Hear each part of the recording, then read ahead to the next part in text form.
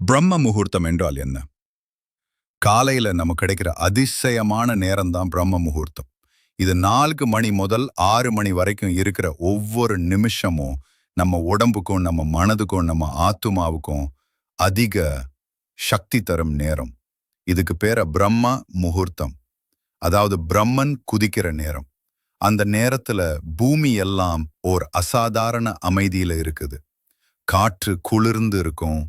பறவைகள் சிறு சிறு குரல்ல கீச்சு கீச்சுன்னு பாடும். அந்த நேரம் உலகமும் மனதும் இருவரும் சங்கமிக்கிற நேரம். அதனாலதான் அந்த நேரத்துல தியானம் பண்ணினா, ஜெபம் பண்ணினா, யோகா செய்தா அது 100 மடங்கு பலனாக உங்களுக்கு திரும்ப வரும்.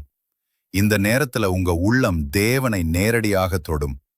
இதேதான் வால்மீகி, பதஞ்சலி, பட்டினத்தார் எல்லாரும் சொல்லிட்டு போனது. பிரம்ம முகூர்த்தம். இது நம்ம வாழ்க்கைய திசை மாற்ற கேப்பபிளான ஒரு சக்தி. நீங்களும் இந்த மாதிரி பிரம்ம முகூர்த்தத்துல யோகா பண்ணி பாருங்க. வித்தியாசமான உணர்வை உணர்வீங்க.